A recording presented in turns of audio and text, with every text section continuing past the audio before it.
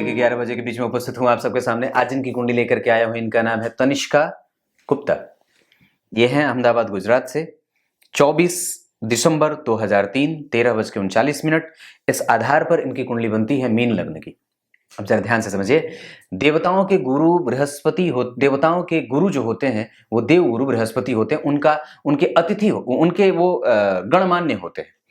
ये स्वयं जो है वो जिस तरीके से दैत्य गुरु शुक्राचार्य ने समस्त जो है वो आभूषणों का, समस्त जो है वो भौतिकता का जो है वो प्रभाव प्राप्त करके और संपूर्ण राक्षसों को और दैत्यों को दे दिया था।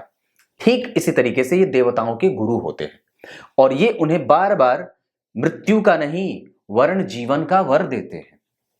इन्होंने अपनी पत्नी को त्याग दिया था। बार बार विनती करने के बाद पुनः वापस उसे फिर से जो है वो उनका वर्ण किया था। कमल के सिंहासन पे विराजमान, रुद्राक्ष की माला हाथों में धारण किए एक ऐसा सत्पुरुष जो हमेशा श्रेष्ठ ही होता है, उसमें कोई कमी नहीं होती। ये व्यक्ति हमेशा ही स्वर्ण का मुकुट, ये जो मीन लग्न से जो लोग प्रभावित होते हैं सोने चांदी के, सोने के विशेषतया आभूषण से युक्त होते हैं। इनका जीवन हमेशा ही श्रेष्ठ लोगों के बीच में उठता बैठता है और अच्छी बुद्धि के होते हैं। मतलब आप ग्रह से प्रभावित होने का मतलब क्या है कि आपके अंदर ये गुण होने चाहिए। अगर वो नहीं है तो निश्चित रूप से आपको उसमें जाना होगा, क्योंकि ये सर्वोत्तम और सबसे ज्यादा शुभदायी ग्रह होते हैं। इसमें कुछ भी कमी नहीं है, कुछ भी नहीं। ये दार्शनिक है, ये धर्म है, ये विधि वेता है, विधि का पालन करने वाला है, मर्मज्ञ है, जानकार है, ज्योतिषी है, कर्म कांड का ब्राह्मण है और वेदों को पढ़ने वाला है, धर्म का धारण करने वाला है, धर्म ध्वज है। धर्म का ध्वज अपने माथे पे हमेशा ही जो देवगुरु बृहस्पति से प्रभावित लोग वस्तुतः अगर खराब हो गए तो बड़े खराब, अगर अच्छे हो गए तो इनसे अच्छा कोई नहीं है। मीन लग्न का मतलब या मीन राशि का मतलब दार्शनिक राशि, जो किसी से भी बदला लेने की फिराक में कभी भी नहीं रहती है और संपूर्ण न्याय करने का पक्षधर होती है। ये ऐसा शिक्षक है जो कभी भी कष्ट नहीं देता है। शनि ऐसे शिक्षक हैं जो कष्ट देते हैं, वो छड़ी घुमाते हैं, लेकिन देवगुरु बृहस्पति कभी छड़ी नहीं घुमाते। वो तो बस छोड़ देते हैं, चलो ठीक है तुम्हें माफ किया। तो क्षमा करने की शक्ति जो होती है वो व्यक्ति को दिव्य बना देती है। तो आपके अंदर ये गुण भी होना चाहिए। किसी से कलह ना करें, क्योंकि आपकी कुंडली में 12वें भाव के अधिपति जो इस कुंडली के लिए मारक होंगे, पहले श्रेणी के मारक शनि, दूसरे श्रेणी के मारक मंगल होने के बावजूद यहाँ पे मंगल मारक नहीं होंगे, बुध मारक हो जाएंगे। यानी कि पहले श्रेणी का मारक शनि, दूसरे श्रेणी के मारक बुध होंगे। मंगल यहाँ पे अच्छे परिणाम देने वाले होंगे, यहाँ पे चंद्रमा अच्छे परिणाम देने वाले होंगे। इस बगल में एक चूहिया है और उसके बच्चे जो हैं वो कूट के डब्बे में बैठे हैं। वो बार बार चढ़ने का प्रयास कर रही है और वो चिकना है और वो उस पर चढ़ नहीं पा रही है। चलिए, तो मैं ये बोल रहा था कि यहाँ पे सबसे अच्छी राशि कौन होगी इनके लिए? कर्क राशि और वृश्चिक राशि। शत्रु राशियां कौन कौन सी होंगी? मेष राशि, सिंह राशि और धनु राशि। ये शत्रु, इनसे शत्रुता ना करें, इनको मित्र बना करके रखें ऐसे लोगों को। या अगर कहीं जाना हो, कोई शहर ढूंढना हो, तो कर्क और वृश्चिक राशि आपके लिए श्रेष्ठ साबित हो सकती है। इनकी कुंडली में अगर सवाल ये पूछे कोई कि कम्युनिकेशन के क्षेत्र में, मल्टीमीडिया के क्षेत्र में, टेलीकम्युनिकेशन के क्षेत्र में कैसा रहेगा, तो इसको देखते हैं। तो सबसे पहले शुभ ग्रह का लग्न बना। लग्न के अधिपति जाकर के छठे भाव में और राहु से दृष्ट, और मित्र की राशि में यहाँ के अधिपति उससे देखे जा रहे हैं। परिवर्तन मतलब लग्न के अधिपति सूर्य की राशि में, सूर्य जो है वो गुरु की राशि में। सूर्य और बुध और चंद्रमा यहाँ पे एक साथ बैठे हैं। यहाँ पे माता और पिता के साथ संबंधों को सामान्य देख रहा हूं। व्यक्ति के ऊपर ये दबाव रहेगा कि वो अपने माता और पिता के साथ संबंधों को बेहतर और प्रत्येक दिन मजबूती प्रदान करता रहे, क्योंकि वहां पे सूर्य और चंद्रमा बैठे हैं। तो व्यक्ति राजनीतिक विश्लेषक हो सकता है, पॉलिटिकल इंटरव्यू लेने वाला हो सकता है, क्योंकि ये राजनीति का क्षेत्र होता है और व्यक्ति को सरकार से हमेशा ही लाभ मिलने के संकेत भी मिल रहे हैं। सूर्य और बुध का दशम स्थान में बैठना, बुद्धादित्य योग का दशम स्थान में योग बड़ा अच्छा व्यक्ति के करियर को बड़ा बढ़िया बनाएगा। और साथ ही साथ ये परिवर्तन जो छठे भाव के अधिपति के साथ लग्नेश का हुआ है, राहु की दृष्टि सूर्य पे, बुध पे और चंद्रमा पे और लग्नेश के ऊपर भी पड़ रही है। इस वजह से व्यक्ति के पास वहां पे चूंकि वो मेष राशि के बैठे हैं और लग्न के अधिपति जो है वो जन्म कुंडली में छठे भाव में राहु से दृष्ट व्यक्ति को कई तरीके का दिमाग लगाने वाला, और जब कभी आवश्यकता पड़े तो झूठ भी बोले और जब कभी आवश्यकता पड़े तो राजनीति भी करे, रणनीति भी तैयार करे। धन भाव के अधिपति मंगल और भाग्य भाव के अधिपति यहाँ पे मारक होने के बावजूद, द्वितीय भाव मारक क्षेत्र होता है, फिर भी मारक नहीं होंगे। क्लियर है? मतलब मंगल की दशा व्यक्ति को मध्यम फलदायी होगी और भाग्य के अधिपति होकर के लग्न में बैठने के कारण व्यक्ति की कुंडली में महाभाग्यशाली योग भी बनाएंगे। मंगल की 8वीं दृष्टि लग्न पे, शनि की दृष्टि है जो लग्न पे जा रही है। ऐसी स्थिति में व्यक्ति को हमेशा यह दबाव रहेगा कि वो अपना कर्म सुधारे, बहुत ज्यादा भौतिकवादी न बने। गुरु जो है वो जन्म कुंडली में छठे भाव में कर रहे हैं तो स्तुति में जा रहे हैं। इस वजह से व्यक्ति यश, कीर्ति, मान, सम्मान, पद, प्रतिष्ठा एक खास तौर पे दशा के बीतने के बाद या एक कंपटीशन के दौर से निकल करके तब जाकर के उसको वो चीजें प्राप्त होंगी। मतलब हो सकता है कि आपको जो अनुभव प्राप्त हो जीवन का या जो सफलता प्राप्त हो वो एक ही बार में अचानक ना मिले या लगातार ना मिले, उसमें हो सकता है कि विलंब की स्थिति भी बन सकती है। ऐसे भी कई बार गुण देखे जाएंगे। तीसरे भाव के अधिपति जहां से कम्युनिकेशन का क्षेत्र देखा जाता है, यहाँ के अधिपति जन्म कुंडली में शुक्र होते हैं अपने भाव से पंचमस्थ, अपने मित्र की राशि में, और यहां लाभ भाव के अधिपति शनि की जो स्थिति है वो चतुर्थ भाव में। इस कुंडली में शनि मारक होते हैं, अच्छे नहीं होते, पर फिर भी वो व्यक्ति को थोड़े पापी विचारों का या थोड़ा सा प्रैक्टिकल माइंडसेट का बनाते हैं। उसके पास कहीं ना कहीं ऐसी स्थिति है कि वो नैतिक तत्वों से भरा पूरा तो है क्योंकि मीन लग्न का है, लेकिन लग्न में मंगल बैठे हैं जो जन्म कुंडली के अष्टम और धन के अधिपति होकर के धन देने का काम, पैतृक संपत्ति का मालिक और पिता से निकट रखने वाला, लेकिन कई बार व्यक्ति दूसरों के किए गए कामों में कमजोरी निकालने वाला भी होता है, अध्ययनशील होता है, अध्यात्म का प्रेमी होता है, चिंतन करने वाला होता है, वैरागी भी होता है, कभी कभी किसी से कोई मतलब नहीं मुझे रखना है ऐसी वार्ता करने वाला भी होता है। व्यक्ति बड़ा श्रेष्ठ हो, समाज का पूजनीय होता है और ऊंचे पद को प्राप्त करने वाला भी होता है। तृतीय भाव के अधिपति मित्र की राशि में और शुक्र अस्त नहीं है, बुध अस्त होने के बावजूद भी परिणाम देते देखे जाएंगे। स्थिति अच्छी है। मतलब इस कुंडली में अगर आप गौर करें तो ध्यान से, तो व्यक्ति की कुंडली के द्वितीय भाव में राहु बैठे हैं, यह मंगल की स्थिति बन रही है, यहाँ पे मंगल लग्न में बैठ रहे हैं। द्वितीय भाव के अधिपति का लग्न में बैठना और किसी भी ग्रह से कोई संपर्क नहीं, पर शनि की दृष्टि जो 12वें के अधिपति हैं, इस वजह से व्यक्ति के ऊपर पिता का धन खर्च होगा। पैतृक संपत्ति का व्यक्ति जो है वो कई बार खर्च करने वाला बनेगा। और लग्न के ऊपर शनि की दृष्टि जो 12वें भाव के अधिपति हैं, व्यक्ति को यह इशारा कर रहे हैं कि बाबू रे, अपने एक्टिविटीज को ऐसे ना रखो जो गलत लोगों के साथ जाए। कंपनी अच्छी रखिए, मित्र अच्छे बनाइए, गलत लोगों के साथ ना जाइए, घर में कलह ना मचाइए, क्योंकि यहाँ पे ये शनि जो है वो 12वें भाव के अधिपति आकर के कई बार व्यक्ति के कारण माता और पिता हेडेक लेते हैं। कई बार ये बेवजह भी हो सकता है और कई बार ये व्यक्ति के कारण भी हो सकता है। शनि की तीसरी दृष्टि गुरु पे, राहु की 5वीं दृष्टि गुरु पे और लग्नेश का छठे में जाना व्यक्ति के जीवन में कई बार विलंब की स्थिति को बना रहे हैं या व्यक्ति को कई बार बहुत ज्यादा गंभीर या अक्खड़ बुद्धि का बना दे रहे हैं। जिद्दी, गुस्सैल, अधैर्यशील और लापरवाह, ये सारी चीजें भी होती हैं। वस्तुतः व्यक्ति परम ज्ञानी हो सकता है, व्यक्ति श्रेष्ठ हो सकता है, बुद्धिमान हो सकता है, वेदों का अध्ययन करने वाला, रामायण को पढ़ने वाला, महाभारत पढ़ने वाला, गीता का ज्ञान रखने वाला, पुराणों का अध्ययन करने वाला, अपने धर्म शास्त्रों के बारे में जानने वाला, किसी से भी प्रतिक्रिया ना देने वाला, किसी को प्रतिक्रिया उलट करके जवाब ना देने वाला, गंभीरता से अपना काम करने वाला होता है। अपने अंदर ये गुण विकास करिए, विकसित करिए अपने अंदर, ये सारे गुण आपके अंदर होने चाहिए। और ये तो बात और भी तब बढ़िया बन जाती है जब लग्न मीन यहां भी हो, लग्न मीन यहां शुक्र उच्च के व्यक्ति की कुंडली में जो यहाँ पे तृतीय भाव का अधिपति है, जहां से टेलीकम्युनिकेशन और मल्टीमीडिया का क्षेत्र देखा जाता है, इंटरनेट वर्ल्ड वाइड बेसिस पे प्रसिद्ध होने का भाव मंगल यहाँ पे लग्न में बैठ करके इसको मजबूती दे रहे हैं। यहाँ शुक्र उसी भाव का अधिपति उच्च का हो रहा है। इसका मतलब है कि बेसिक तौर पे, और हमेशा ही गारंटी से कहता हूं, व्यक्ति को उसी क्षेत्र में बढ़ना चाहिए जो व्यक्ति ने सवाल पूछे हैं। इलेक्ट्रॉनिक, टेलीकम्युनिकेशन, मीडिया, मल्टीमीडिया और पत्रकारिता का क्षेत्र आपके लिए बेहतर है, क्योंकि लड़ना भी होगा, सवाल भी पूछने होंगे, बुद्धि भी बलवान होनी चाहिए, क्योंकि सूर्य और बुध अगर बलवान नहीं होंगे तो निसंदेह कमजोरी बन जाएगी। सूर्य जो है वो मित्र की राशि में बैठे हैं, दशम स्थान में दिग्बली होते हैं। चंद्रमा और सूर्य का यहीं पे बैठना अच्छा होता है।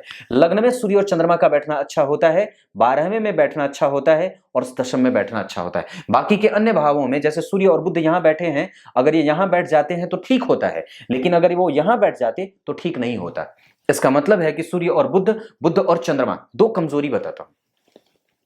बुध और चंद्रमा जब एक साथ बैठ जाते हैं तो व्यक्ति निर्णयहीन हो जाता है, निर्णय नहीं ले पाता है और वो कई बार धैर्यशाली या गंभीर नहीं बन पाता। अपने आप को वो जबरदस्ती गंभीर दिखाना चाहता है, पर आपको गंभीर बनना पड़ेगा क्योंकि शनि की दृष्टि लग्न पे है, ये गंभीर निर्णय लेने वाले बना देते हैं। मंगल धन भाव के अधिपति पे 12वें भाव के अधिपति की दृष्टि है, वाणी का व्यय करना पड़ेगा और आप इसी क्षेत्र में काम करेंगे जहां पे अत्यधिक बोलना हो, जहां पे अत्यधिक जाना हो, जहां पे अत्यधिक जानने की उत्कंठा हो, इच्छा हो, तो ये क्षेत्र उधर से बनता है। शनि जो है वो आर्द्रा के बैठे हैं, व्यक्ति के दिमाग में सवाल पैदा करेंगे। मंगल जो है वो उत्तरा भाद्रपद के बैठे हैं, ये बड़ी अच्छी बात है। लग्न रेवती का बना है, रेवती नक्षत्र के चौथे चरण। अब रेवती नक्षत्र के चौथे चरण के जो अधिपति होंगे वो गुरु ही होते हैं और लग्न जो है वो रेवती नक्षत्र, बुध का नक्षत्र, ध्यान से समझिए मेरी तरफ देख के, रेवती नक्षत्र बुध का नक्षत्र, इसके चौथे चरण के जो अधिपति होते हैं वो गुरु ही होते हैं, जो कि स्वयं लग्नेश भी हैं। यानी कि चरण का अधिपति गुरु, लग्न के अधिपति गुरु और नक्षत्र जो है वो बुध का है। इस वजह से ना चाहते हुए भी गुरु को यहां पे छठे भाव में बैठने के बावजूद भी अच्छा परिणाम देना ही पड़ेगा क्योंकि वो दशम भाव के अधिपति होते हैं, छठे में बैठे हैं, परिवर्तन राजयोग छठे भाव के अधिपति के साथ बना रहे हैं, तो प्रतियोगिता भी होगी, शामिल होगी। एक काम एक बार में ना हो, 2 बार में हो, 3 बार में हो, थोड़ा विलंब भी होता रहे। कोई भी काम, चाहे कुंडली का विश्लेषण ही देर से हो, पर देर से होगा, ये बात भी बनती है। कुछ भी होगा देर से होगा क्योंकि शनि की भी दृष्टि है, लग्न छठे में बैठे हैं और साथ ही साथ गुरु की दशा, मंगल की दशा में व्यक्ति का भाग्योदय होता है। उसके बाद 24वें वर्ष में व्यक्ति का भाग्योदय हो जाता है। विवाह की स्थिति में अगर मंगल की दशा चल रही हो, चंद्रमा की दशा चल रही हो, बुध की दशा चल रही हो, अंतर प्रत्यंतर में हो तो भी विवाह की बात करी जा सकती है। अब आपको सिर्फ ये देखना होगा कि कौन सी दशा चल रही है, बस आप उस समय उस कार्य में रत हो जाइए। घर वाहन घड़ी खरीदना हो, घर वाहन गाड़ी खरीदना हो तो मंगल की दशा, बुध की दशा और गुरु की दशा आपके लिए लाभदायक होगी। अब सिर्फ आप दशा देख लीजिए कि कौन सी दशा चल रही है। संतान पैदा करना हो तो मंगल की दशा अच्छी रहेगी। धन कमाने के लिए अपने वाणी को प्रभावित करना हो तो बुध और सूर्य की दशा को देख लीजिए, मंगल की दशा को देख लीजिए। अगर कोई इंटरव्यू देने जाना हो तो बुध का गोचर अच्छा रहे तो बढ़िया रहेगा। सूर्य बढ़िया है आपकी कुंडली में, दशम स्थान में दिग्बली होते हैं। बुध अपने, कई बार व्यक्ति अगर अपना काम भी करना चाहे तो व्यक्ति डांस एकेडमी खोल सकता है, ट्रेनिंग इंस्टीट्यूट खोल सकता है, पढ़ाने का काम कर सकता है, मल्टीमीडिया के सेक्टर में काम कर सकता है, सॉफ्टवेयर के क्षेत्र में काम कर सकता है, इलेक्ट्रॉनिक एंड टेलीकम्युनिकेशन से इंजीनियरिंग कर सकता है। कई प्रकार के क्षेत्र आपकी कुंडली के बनते हैं और पत्रकारिता का क्षेत्र तो बिल्कुल ही बनता है। क्यों? क्योंकि ये गुरु से प्रभावित है और गुरु सवाल है, बुध उत्तर है। सवाल और जवाब, गुरु ने बुध को देखे, गुरु ने बुध की दृष्टि है डाली है, गुरु ने बुध को देखा है और गुरु चंद्रमा को भी देख रहे हैं। चंद्रमा शुक्ल पक्ष के द्वितीय तृतीय तिथि के। अब कमजोरी क्या बता रहा था वो बता देता हूं। चंद्रमा और बुध का एक साथ बैठना व्यक्ति को कई बार परेशान करता है निर्णय लेने में, और उस पे तब ये स्थिति और भी ज्यादा बढ़ जाती है जब चंद्रमा के पास अपना बल कमजोर हो, तो वो पक्ष बल से कमजोर है। अलग बात है कि उसके ऊपर गुरु की दृष्टि है।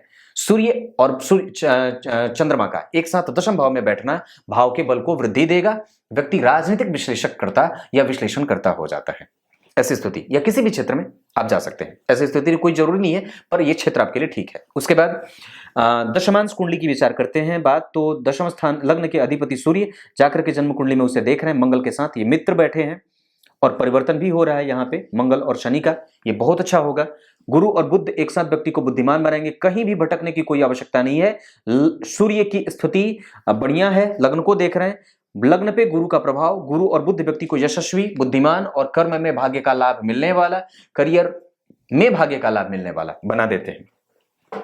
चंद्रमा स्वग्रही, ये बहुत बढ़िया। विदेश से जाकर के भी आप कोचिंग करिए, ट्रेनिंग लीजिए, जो कर रहे हैं करिए। विदेशों का भी सहयोग है क्योंकि वस्तुतः आप अगर बाहर रहना चाहते हैं तो बाहर भी रह सकते हैं।